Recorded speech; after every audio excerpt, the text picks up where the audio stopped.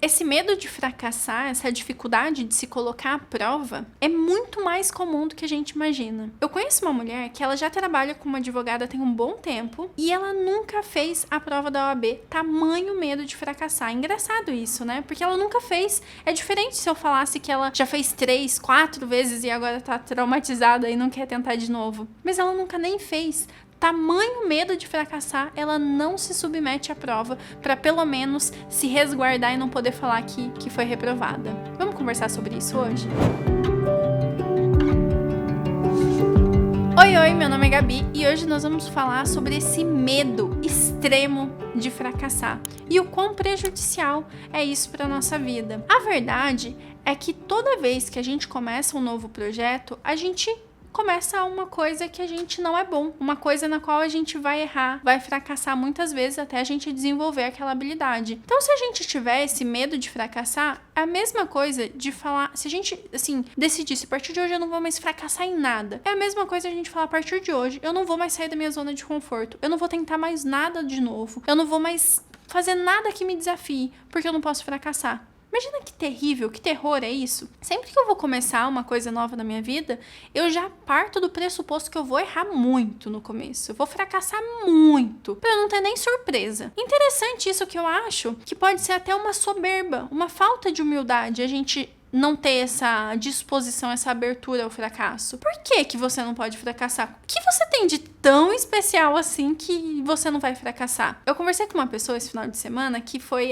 o que me inspirou a fazer esse vídeo. Que ela me contava que começou a estudar um assunto novo e quando ela foi colocar em prática, foi um fracasso ali, a primeira vez que ela colocou em prática o que ela tinha estudado. E isso fez ela achar que ela foi péssima e tal, e o que ela me disse foi, eu dei uma traumatizada e tal, não voltei a estudar mais. Olha só, vamos voltar na história. Ela começou a estudar uma coisa nova, a primeira vez que ela foi colocar em prática o que ela tinha aprendido, deu errado e ela se traumatizou e parou de estudar e parou de tentar de novo. Por que razão ela tinha que ser bem sucedida na primeira vez? O que ela tem de tão especial assim? Gente, se a gente entender isso, se a gente colocar na nossa cabeça que todo começo de projeto nosso vai ser um fracasso, isso dá muito mais solidez. A gente vai ficar com o pé muito mais enraizado na realidade. Uma vez eu fui jogar vôlei e, gente, assim, quando eu era adolescente, eu jogava vôlei, gostava muito. E aí, depois de um tempo, já bem mais velha, fui jogar vôlei e foi, assim, terrível. Foi terrível, terrível. E eu tive a má sorte, ou sorte, né, vai saber, de ir numa galera bem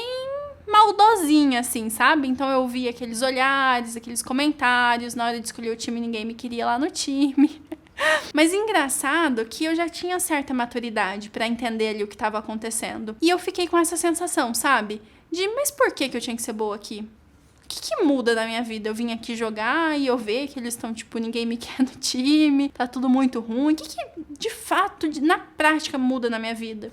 Não muda em nada. Eu não vou jogar vôlei de forma profissional. Aquilo ali era só um hobby, um passatempo. Tava tentando encontrar uma atividade que eu gostasse de fazer. Às vezes a gente tem uma necessidade de aprovação externa tão descabida, tão desnecessária. Por que razão eu ia querer ser admirada por jogar vôlei muito bem por aquelas pessoas que eu nem conhecia?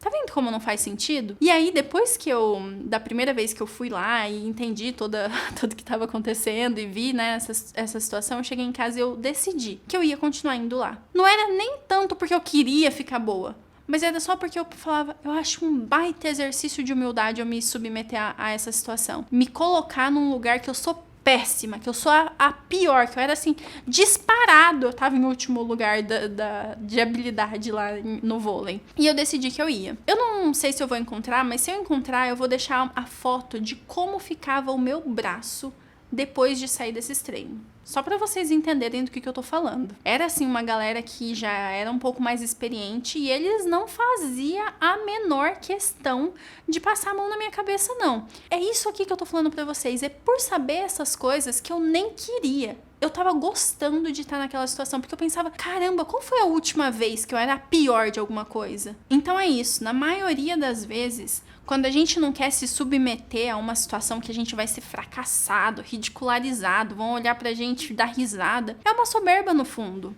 Por quê? Por que não? Qual o problema? Gente, é um baita exercício. Eu acho engraçado que o Ítalo teve uma época que ele falava que é um exercício que todo mundo deveria sair. Não posso falar isso, né?